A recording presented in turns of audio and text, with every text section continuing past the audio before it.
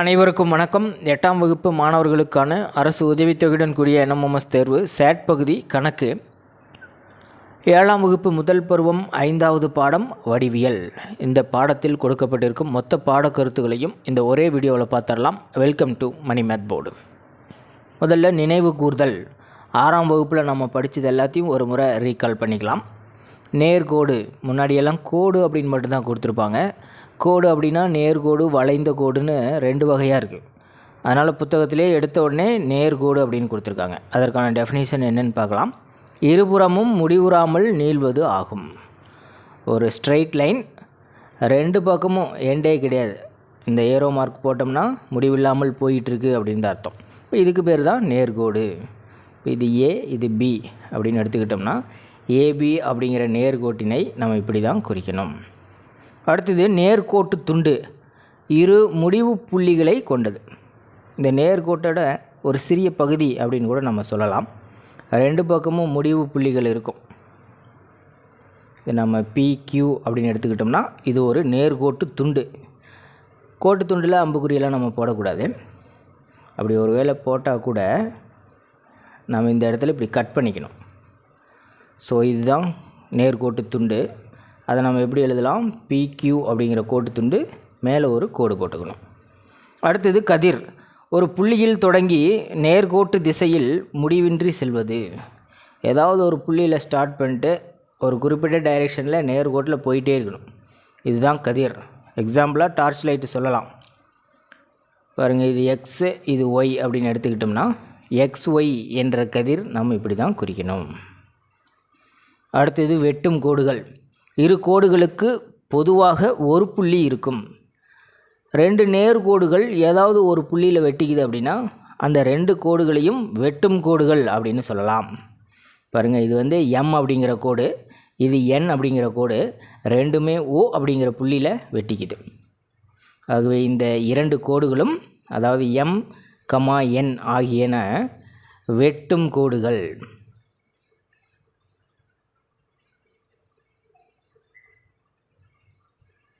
இந்த O அப்படிங்கிற புள்ளியில் வெட்டிக்குது இல்லையா? இப்போ O அப்படிங்கிறது வெட்டும் புள்ளி.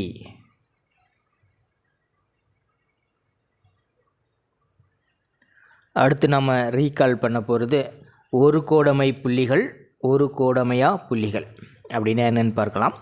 3 அல்லது அதற்கு மேற்பட்ட புள்ளிகள் ஒரே நேர்கோட்டின் மீது அமைந்தால் அவைகள் ஒரு கோடமை புள்ளிகள் எனப்படும். குறைந்தபட்சம் 3 புள்ளிகளாவது இருக்கணும். அப்படி இல்லைன்னா அதற்கு மேற்பட்ட புள்ளிகள் இருக்கணும். நமக்கு இந்த டயக்ராமில் ABC அப்படிங்கிற 3 புள்ளிகளும் ஒரே நேர்கோட்டின் மீது அமைந்துள்ளதால் இந்த 3 புள்ளிகளும் ஒரு கோடு அமைந்த புள்ளிகள் எனப்படும். இப்போ 3க்கு மேற்பட்ட புள்ளிகள் கூட நம்ம எடுத்துக்கலாம். இப்போ இது ஒரு நேர்கோடு PQRS. இதில் 4 புள்ளிகள் இருக்குது இல்லையா? இந்த 4 புள்ளிகளும் ஒரே நேர்கோட்டில் இருக்குது. அப்படின்னா இந்த 4 புள்ளிகளும் ஒரு கோடமை புள்ளிகள். இப்போ இதில் நம்ம முக்கியமாக என்ன தெரிஞ்சுக்கணும்? 3 அல்லது அதற்கு மேற்பட்ட புள்ளிகள் இருக்கணும். அடுத்தது ஒரு கோடமையா புள்ளிகள். அதே டெஃபினேஷன் தான், அதுக்கு நேர் ஆப்போசிட். 3 அல்லது அதற்கு மேற்பட்ட புள்ளிகள் ஒரே நேர்கோட்டில் அமையாவிடில் அவைகள் ஒரு கோடமையா புள்ளிகள் எனப்படும். இதில் பாருங்கள், PQR ஆகிய 3 புள்ளிகள் இருக்குது. 2 புள்ளிகள் மட்டும்தான் ஒரே நேர்கோட்டில் இருக்குது. Q அப்படிங்கிறது அதில் விலகி இருக்குது. இப்போ இந்த 3மே ஒரு கோடமையா புள்ளிகள். இதுவும் 6ஆம் வகுப்பிலேயே கொடுக்கப்பட்ட பாடக்கருத்துக்கள் தான். ரீகால் பண்ணிக்கலாம். கோணங்கள், ஒரு பொது புள்ளியிலிருந்து புறப்படும் இரு கதிர்களுக்கு இடையே அமைவது கோணங்கள் எனப்படும். ஒரு பொதுவான புள்ளி, இந்த பொதுவான புள்ளியிலிருந்து புறப்படுகின்ற 2 கதிர்கள் அந்த இடையில் அமைது இல்லையா? அதுக்கு பேர் தான் கோணம். கோணத்தை நம்ம டிகிரி அப்படின்னு சொல்லுவோம் இல்லையா? இப்போ இது ஒரு 45 டிகிரினா 45 டிகிரி. இது எல்லாமே கோணங்களின் வகைகள். பூஜ்ஜிய கோணம், குறுங்கோணம், செங்கோணம், விரிகோணம், நேர்கோணம், பின்வளை கோணம். இப்போ பூஜ்ஜிய கோணம்னு என்ன? பொதுவான ஒரு புள்ளி, 2 கதிர்களும் ஒன்றின் மீது ஒன்று அமையும். இப்போ இது பார்த்திங்கன்னா கோணமே இருக்காது இல்லையா? 2 கதிர்களுக்கு இடைப்பட்ட இடைவெளியே இருக்காது. ஆகவே இது பூஜ்ஜிய கோணம். பூஜ்ஜிய கோணம் அப்படிங்கிறது 0 டிகிரி. அடுத்தது குறுங்கோணம். குறுங்கோணம்னா பூஜ்ஜியத்தை விட அதிகமாகவும் 90 டிகிரியை விட குறைவாகவும் இருக்கிறது தான் இந்த குறுங்கோணம் அப்படின்னு சொல்லலாம். இப்போ 0 கண்டிப்பாக இருக்கக்கூடாது, 90ம் கண்டிப்பாக இருக்கக்கூடாது. 0 இருந்துச்சுன்னா அது பூஜ்ஜிய கோணம், 90 இருந்துச்சுன்னா அது செங்கோணம். இல்லைன்னா 1 டிகிரியிலிருந்து 89 டிகிரி வரைக்கும் உள்ள கோணங்களை குறுங்கோணம் அப்படின்னு சொல்லலாம். இப்போ பாருங்கள், ஒரு 10 டிகிரி, இது ஒரு குறுங்கோணம். இப்போ 89 டிகிரி, இதுவும் பார்த்திங்கன்னா குறுங்கோணம் தான். அடுத்தது செங்கோணம். செங்கோணம் அப்படிங்கிறது ஒரே ஒரு நம்பர் தான். இது ஒரு சிறப்பு கோணம், 90 டிகிரி ஆகிய ஒரே எண் தான். இந்த எண் மட்டும்தான் செங்கோணம் அப்படின்னு நம்ம சொல்லுவோம். மற்ற எல்லா கோணங்களை குறிக்கும் போதும் அந்த 2 கதிர்களுக்கு இடைப்பட்ட அந்த கோணத்தை குறிக்கும் போது நம்ம இந்த கர்வ்டு லைன் போடுவோம். இதில் மட்டும் பார்த்திங்கன்னா ஸ்கொயர் ஷேப்பில் இருக்கும். இப்படி இருந்துட்டால் நம்ம இந்த 90 டிகிரின்னு எழுதவே தேவையில்லை. இந்த மாதிரி ஒரு சிம்பிள் நீங்கள் பார்த்துட்டிங்க அப்படின்னாவே அது செங்கோணம் 90 டிகிரி அப்படிங்கிறத அண்டர்ஸ்டாண்ட் பண்ணிக்கணும். அடுத்தது விரிகோணம். இப்போ 90 கண்டிப்பாக இருக்கக்கூடாது இல்லையா? இப்போ 91 டிகிரியிலிருந்து 179 டிகிரி வரைக்கும் இருக்கக்கூடிய கோணங்கள் எல்லாமே விரிகோணம். ஃபார் எக்ஸாம்பிள் இது வந்து ஒரு 135 டிகிரி. இப்போ இது ஒரு விரிகோணம். இப்போ நேர்கோணம்னு என்ன? நேர்கோடு தான். ஒரு பொதுவான ஒரு புள்ளியிலிருந்து 2 கதிர்கள் நேர் எதிரெதிர் திசையில் புறப்பட்டு சென்றால் அவைகளுக்கு இடைப்பட்ட கோணம் மிகச்சரியாக 180 டிகிரி இருக்கும். இதுதான் நேர்கோணம். பகைமணியில் பார்க்கலாம். ஒரு பக்கம் 0 டிகிரி இருந்ததுன்னா அடுத்த பக்கம் கண்டிப்பாக 180 டிகிரி இருக்கும். அந்த அடிக்கோடு எப்படி இருக்கும்? ஒரு நேர்கோடாக இருக்கும். ஆகவே நேர்கோணம் என்பது மிகச்சரியாக 180 டிகிரி. இதுவும் ஒரு சிறப்பு கோணம் தான். அடுத்தது பின்வளை கோணம் பற்றி பார்க்கலாம். இப்போ 180 டிகிரி நேர்கோணம்னு பார்த்துட்டோம். அதுக்கு அடுத்த எண் 181 டிகிரியிலிருந்து 359 டிகிரி வரைக்குமே பின்வளை கோணம் தான். பின்வளை கோணம்னா எப்படி வரும்? இப்போ இது ஒரு 220 டிகிரின்னு வச்சுக்கோங்களேன். இது வந்து பின்வளை கோணம். இப்போ 359க்கு அப்புறம் என்ன வரும்? 360 டிகிரி. அது வந்து கம்ப்ளீட் ஆங்கிள், ஒரு முழுமையான கோணம் அப்படின்னு சொல்லுவோம். அது 6வது புக்கில் இருக்காது. இப்போ பாருங்கள், நேர்கோணம் இந்த பக்கம் 180 டிகிரினா இந்த பக்கமும் 180 டிகிரி இருக்கும் இல்லையா? ஸோ ஒரு புள்ளியை சுற்றி அமைகின்ற மொத்த கோணம் 360 டிகிரி. அடுத்தது நிரப்பு கோணங்கள், மிகை நிரப்பு கோணங்கள் பற்றி பார்க்கலாம். இரு கோணங்களின் கூடுதல் 90 டிகிரி எனில் அக்கோணங்கள் நிரப்பு கோணங்கள் எனப்படும். ஃபார் எக்ஸாம்பிள் 50 டிகிரி என்ற கோணத்தின் நிரப்பு கோணம் என்ன?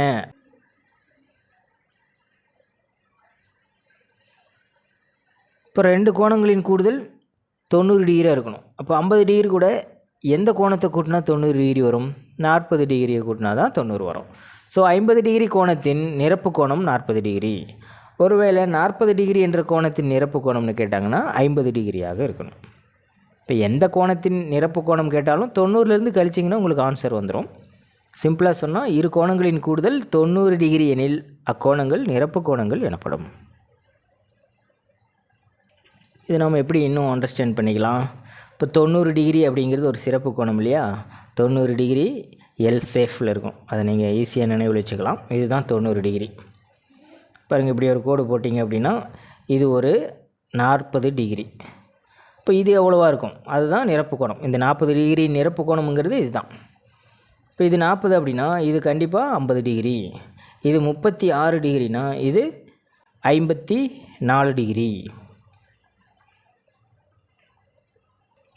அடுத்தது மிகை நிரப்பு கோணங்கள். இரு கோணங்களின் கூடுதல் 180 டிகிரி எனில் அக்கோணங்கள் மிகை நிரப்பு கோணங்கள் எனப்படும். இப்போ 120 டிகிரின்னு எடுத்துக்குவோமே. 120 டிகிரியின் மிகை நிரப்பு கோணம் என்ன அப்படிங்கிறத கேள்வியாக இருந்ததுன்னா 120 கூட எந்த கோணத்தை கூட்டினா 180 வரும்? 60 டிகிரி. இப்போ 120 டிகிரியின் மிகை நிரப்பு கோணம் 60 டிகிரி, 60 டிகிரியின் மிகை நிரப்பு கோணம் 120 டிகிரி. இப்போ ரெண்டையும் கூட்டினா கண்டிப்பாக 180 டிகிரி வரணும். இப்போ 180 டிகிரி அப்படிங்கிறது நேர்கோணம், ஒரு நேர்கோடாகத்தான் இருக்கும் அப்படின்னு நமக்கு நல்லாவே தெரியும். இப்போ பாருங்கள், இப்படி எடுத்துக்கலாம். இது ஒரு 60 டிகிரி அப்படின்னா இது எவ்வளோ? அதுதான் இதனுடைய மிகை நிரப்பு கோணம். இப்போ இது கண்டிப்பாக 120 டிகிரியாக இருக்கும். அடுத்துள்ள கோணங்கள், இதுதான் நம்ம 7ஆம் வகுப்பில் படிக்க போகிறோம். முதல்ல டெஃபினேஷன் பார்த்துடலாம். பொதுவான ஒரு முனை, பொதுவான ஒரு கதிர், மேலும் பொதுவான உட்பகுதி இல்லாத இரு கோணங்கள் அடுத்தடுத்த கோணங்கள் எனப்படும். இப்போ ஒரு கோணம் வரைஞ்சிக்கலாம். ஒரு புள்ளியிலிருந்து வெவ்வேறு திசைகளில் செல்கின்ற இரண்டு கதிர்களுக்கு இடையில் அமைவது கோணம் அப்படின்னு நம்ம பார்த்தோம். இப்போ இது பொதுவான முனை, இதுதான் இந்த உட்பகுதி. நமக்கு அடுத்தடுத்த கோணங்களுக்கு டெஃபினேஷன் என்ன சொல்கிறாங்கன்னா, பொதுவான ஒரு முனை, பொதுவான ஒரு கதிர், மேலும் பொதுவான உட்பகுதி இல்லாத இரு கோணங்கள். இப்போ பாருங்கள், இதுக்கு தனியாக ஒரு உட்பகுதி, இந்த கோணத்துக்கு தனியாக ஒரு உட்பகுதி. இப்போ இதில் இரண்டு கோணங்கள் இருக்குது இல்லையா? இது ஒரு டிகிரி, இது ஒரு 40 டிகிரின்னு வச்சுக்கலாம், இது ஒரு 30 டிகிரின்னு வச்சுக்கலாம். இது பொதுவான முனை, பொதுவான கதிர், உட்பகுதி தனித்தனியாக இருக்குது. அப்போ இதுதான் அடுத்தடுத்த கோணங்கள். இது மற்றொரு படம், இதுக்கு பெயர் கொடுத்துடலாம். PQRS.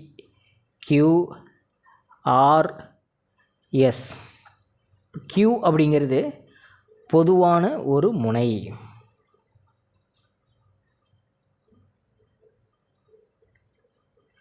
QR அப்படிங்கிறது பொதுவான கதிர். இதில் இரண்டு கோணங்களும் அடுத்தடுத்த கோணங்கள். இது தீட்டான்னு வச்சுக்கலாம், இதுவும் தீட்டான்னு உங்களுக்கு தெரியாது இல்லையா? இது 9ஆம் வகுப்பில் தான் படிப்பீங்க. அதனால் இது ஒரு 50 டிகிரி, இது ஒரு 30 டிகிரி அப்படின்னு எடுத்துக்கலாம். இப்போ கோணம் PQR, கோணம் RQS, இவை இரண்டும் அடுத்தடுத்த கோணங்கள். அடுத்தது நேரிய கோண இணை. மிகை நிரப்பு கோணங்களாக அமையும் அடுத்துள்ள கோணங்கள் நேரிய கோண இணைகள் எனப்படும். இப்போ அடுத்தடுத்த கோணங்கள்லாம் நம்ம என்னென்னு படித்தோம் இல்லையா? அந்த அடுத்தடுத்த கோணங்கள் ஒன்றுக்கொன்று மிகை நிரப்பு கோணங்களாக அமையும் போது, அதாவது இது ஒரு 70 டிகிரி, இது ஒரு 110 டிகிரி, இந்த இரண்டு கோணங்களும் அடுத்தடுத்த கோணங்கள் தான். ஆனால் இவை ஒன்றுக்கொன்று மிகை நிரப்பு கோணங்களாக அமையுது. இப்போ இதுதான் நேரிய கோண இணை அப்படின்னு சொல்லியிருக்காங்க. இன்னும் புரிகிற மாதிரி சொல்லணும்னா, அடுத்தடுத்த கோணங்களின் கூடுதல் 180 டிகிரியாக அமையும்போது அவை நேரிய கோண இணைகள் அப்படின்னு சொல்லலாம். ஒரு நேர்கோட்டின் மீதமையும் அடுத்தடுத்த கோணங்கள். நீங்கள் எப்படி புரிஞ்சுக்கிறீங்களோ அதை பொறுத்து பார்த்துக்குங்க. இப்போது இது ஒரு நேர்கோடு, நேர்கோட்டின் மீது அமைகின்ற அடுத்தடுத்த கோணங்கள். பாருங்கள், இது ஒரு கோணம், இது ஒரு கோணம், இது ஒரு கோணம். இந்த மூன்று கோணங்களின் கூடுதல் கண்டிப்பாக 180 டிகிரியாக இருக்கும். X plus Y plus Z, இந்த மூன்று கோணங்களின் கூடுதல் 180 டிகிரி. ஸோ இது மூணுமே நேரிய கோண இணைகள். இந்த நேரிய கோண இணை என்ற கான்செப்டை பயன்படுத்தி தேர்வில் எப்படியெல்லாம் வினாவில் கேட்கப்படலாம் அப்படின்னா, இது ஒரு நேர்கோடு இல்லையா? இப்போ நேர்கோட்டின் மீது அமைகின்ற அடுத்தடுத்த கோணங்கள் 1, 2, 3 இருக்குது. இப்போ நமக்கு வினா என்னென்னா, இது ஒரு 32 டிகிரி, இது ஒரு 26 டிகிரி, எக்ஸ் அப்படிங்கிற டிகிரி என்ன அப்படிங்கிறது தான் கேள்வி. இப்போ நம்ம சொன்னோம் இல்லையா, ஒரு நேர்கோட்டின் மீது அமையும் அடுத்தடுத்த கோணங்களின் கூடுதல் 180 டிகிரி. இந்த மூணையும் கூட்டினா 180 டிகிரி வரணும். X plus 26 degree plus 32 degree equal to 180 degree. இது ரெண்டையும் கூட்டுங்க, 58. அந்த பக்கம் போச்சுன்னா மைனஸ் ஆயிரும். 180 டிகிரியில் 58 மைனஸ் பண்ணிட்டா நமக்கு எக்ஸ் டிகிரி கிடச்சிரும். இப்போ 122 டிகிரி அப்படின்னு நம்ம கண்டுபிடிக்கணும். அதே மாதிரி முன்னாடி இன்னொரு கான்செப்ட் கூட நம்ம சொன்னோம். ஒரு புள்ளியை சுற்றி அமைகின்ற கோணம் 360 டிகிரின்னு சொன்னோம் இல்லையா? இங்கே எதுவுமே நேர்கோடாக இல்லை. ஸோ இது ஒரு கோணம் கொடுத்துட்றாங்க 70 டிகிரி, இது ஒரு 60 டிகிரி, இது ஒரு 80 டிகிரி. இப்போ இது என்ன அப்படிங்கிறது தான் கேள்வியாக இருக்குது. இப்போ இந்த 4 கோணங்களையும் கூட்டினா கண்டிப்பாக 360 டிகிரி வரணும். இந்த மூணையும் கூட்டி 360லேருந்து கழிச்சிட்டிங்கன்னா இந்த எக்ஸின் மதிப்பு கிடைச்சிரும். குத்தெதிர் கோணங்கள். இரண்டு கோடுகள் ஒன்றை ஒன்று வெட்டி கொள்ளும்போது உருவாகும் இரு சோடி அடுத்தமையா கோணங்கள் குத்தெதிர் கோணங்கள் என அழைக்கப்படும். இப்போ அடுத்தடுத்த கோணங்கள் நமக்கு நல்லாவே தெரியும். கோணம் 1, கோணம் 2, கோணம் 3, கோணம் 4. எல் அப்படிங்கிறது ஒரு கோடு, எம் அப்படிங்கிறது ஒரு கோடாக நம்ம எடுத்துக்கலாம். இவை இரண்டும் வெட்டும் கோடுகளாக அமைது. இப்போ இரண்டு நேர்கோடுகள் ஒன்றை ஒன்று வெட்டி கொள்ளும்போது நமக்கு 4 கோணங்கள் உருவாகுது. இப்போ கோணம் 1 கோணம் 2 ரெண்டுமே அடுத்தடுத்த கோணங்கள். நமக்கு என்ன சொல்லியிருக்காங்க, அடுத்தமையா கோணங்கள். இப்போ 1 3 இவை இரண்டும் அடுத்தமையா கோணங்கள். அப்படின்னா 1 3 குத்தெதிர் கோணங்கள்.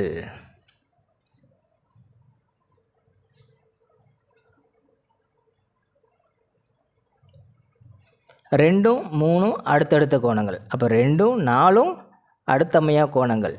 ஆகவே கோணம் 2 கோணம் 4 ஆகியவை குத்தெதிர் கோணங்கள். குத்தெதிர் கோணங்கள் எப்படி இருக்கும்னா சமமாக இருக்கும். அளவில் கோணம் 1ம் கோணம் 3ம் சமமாக இருக்கும். அதே மாதிரி கோணம் 2ம் கோணம் 4ம் ரெண்டும் அளவில் சமமாக இருக்கும்.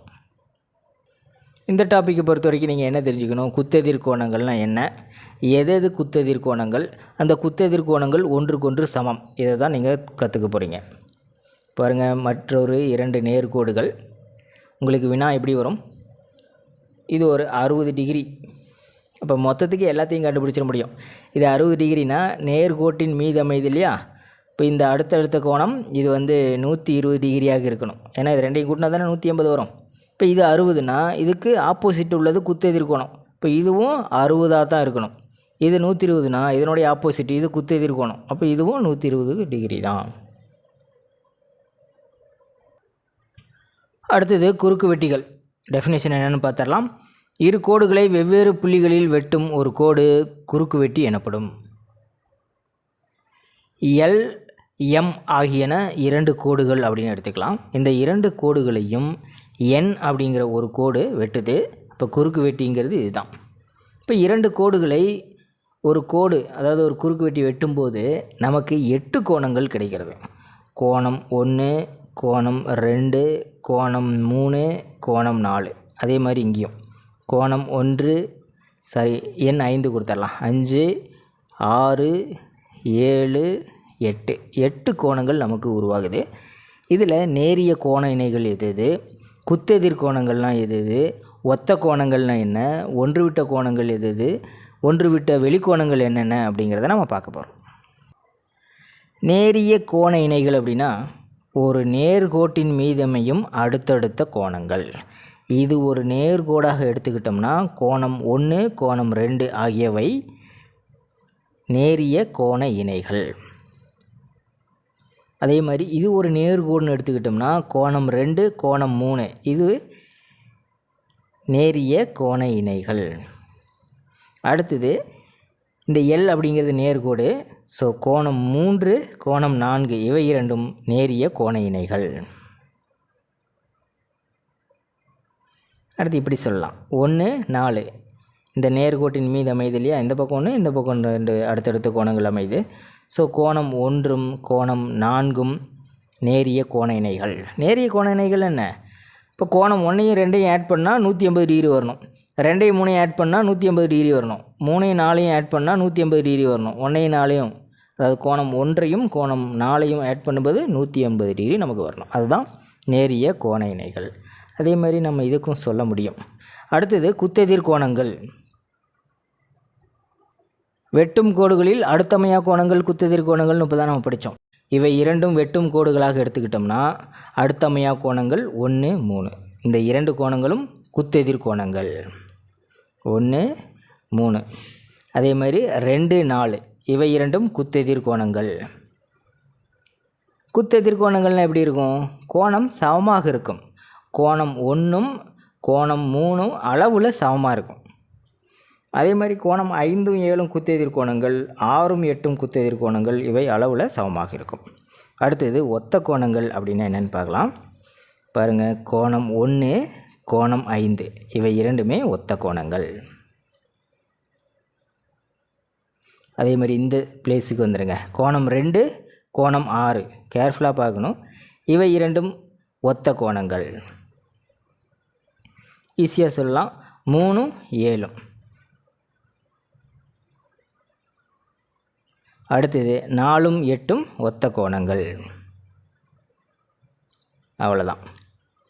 ஒத்த கோணங்கள் அளவில் சமமானா இதில் அளவில் சமம் இருக்காது. இணைகோடுகளை ஒரு குறுக்கு வெட்டி வெட்டும்போது தான் ஒத்த கோணங்கள் சமமாக இருக்கும். இது இணைகோடுகள் இல்லை, பார்த்தாவே சொல்லிட முடியும். அடுத்தது ஒன்றுவிட்ட உட்கோணங்கள், ஒன்றுவிட்ட வெளிக்கோணங்கள். இந்த உள்ற இருக்குது இல்லையா, இந்த 4மே மொத்தம் 8 கோணங்கள் இருக்குது. உள்ற இருக்கிற 4ம் உட்கோணங்கள், வெளியில் இருக்கிற 4ம் வெளிக்கோணங்கள். இப்போ முதல்ல உட்கோணங்கள் வெளிக்கோணங்கள் பார்த்துக்கிட்டோம். ஒன்றுவிட்ட உட்கோணங்கள் பார்க்கலாமா? இந்த 3, 4, 5, 6 இந்த 4மே உட்கோணங்கள். இது அடுத்தடுத்து இருக்குது இல்லையா, இப்போ 1 விட்டு அடுத்தது.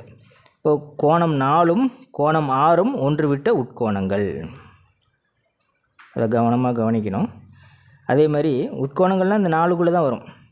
3, 4, 3, 6 அடுத்தடுத்த உட்கோணங்கள் இல்லையா. இப்போ ஒன்று விட்ட உட்கோணம் அப்படிங்கும்போது 3க்கு அடுத்தது 5 தான். இப்போ கோணம் 3ம் கோணம் 5ம் ஒன்று விட்ட உட்கோணங்கள். அடுத்து ஒன்று விட்ட வெளிக்கோணங்கள் போயிடலாம். இப்போ இந்த 4மே உட்கோணங்கள், வெளிக்கோணங்களுக்குள்ளேயே வராது. இப்போ 1, 2, 7, 8 இதுதான் வெளியில் இருக்குது. இப்போது ஒன்றை விட்டு அடுத்தது. அப்போ 1ம் 7ம் ஒன்று விட்ட வெளிக்கோணங்கள். அதே மாதிரி 2க்கு அப்புறம் அடுத்தது 8. கோணம் 2 கோணம் 8 இரண்டும் ஒன்று விட்ட வெளிக்கோணங்கள். அடுத்து இதுதான் நீங்கள் முக்கியமாக தெரிஞ்சுக்கணும். இணை கோடுகளில் குறுக்கு வெட்டி உருவாக்கும் கோணங்கள் பார்த்தாவே சொல்லிடலாம். கோடு M, கோடு N இவை இரண்டும் இணை கோடுகள். இது குறுக்கு வெட்டி. இதுக்கும் நம்ம பார்த்திங்கன்னா 8 கோணங்கள் உருவாகும். கோணம் 1, கோணம் 2, கோணம் 3, கோணம் 4. இதில் பார்த்திங்கன்னா 1, 2 ஆகியவை நேரிய கோண இணைகள், அதாவது நேர்கோட்டின் மீது இருக்குது. ஸோ இது ரெண்டையும் கூட்டினா 180 டிகிரி வந்துடணும். 1, 3 ரெண்டும் குத்தெதிர் கோணங்கள், அளவில் சமமாக இருக்கும். இது ஒருவேளை 60 டிகிரியாக இருந்ததுன்னா இதுவும் 60 டிகிரியாக தான் இருக்கும். அடுத்து இது கோணம் 5, கோணம் 6, கோணம் 7, கோணம் 8ன்னு எடுத்துக்கலாம். 1, 5 இவை இரண்டும் ஒத்த கோணங்கள், அளவில் சமமாக இருக்கும். ஒரு எக்ஸாம்பிள் மட்டும் நான் சொல்லிடுறேன். கோணம் 1 கோணம் 3 சமமாக இருக்கும். ரீசன் என்னென்னா இவை இரண்டும் குத்தெதிர் கோணங்கள். ரீசன் கண்டிப்பாக எழுதணும்.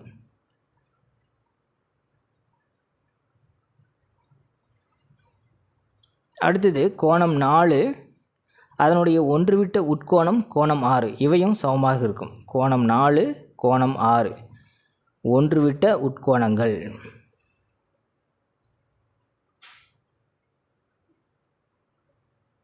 அடுத்து கோணம் 1 அதை விட்டு வெளியில் வந்துட்டிங்கன்னா கோணம் 7. கோணம் 1, கோணம் 7 ஆகியவை ஒன்று விட்ட வெளிக்கோணங்கள். அதுவும் எப்படி இருக்கும், அளவில் சமமாக இருக்கும்.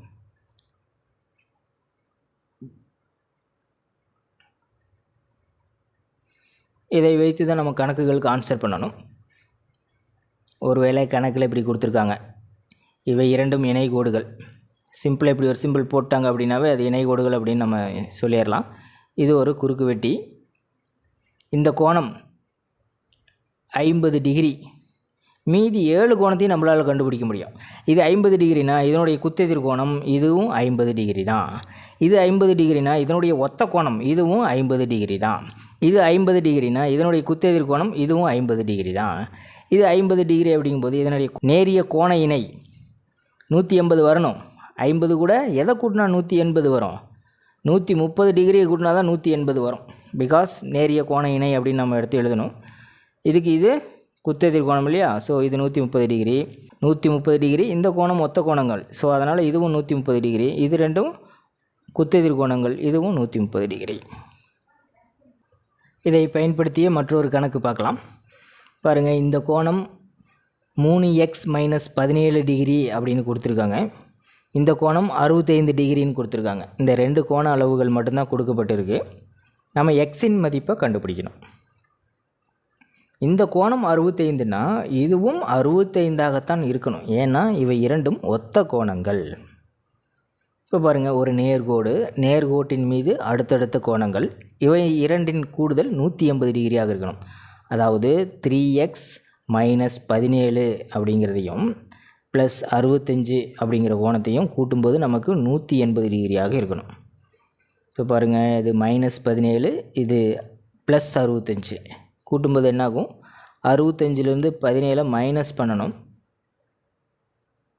8, 4, 48 டிகிரி.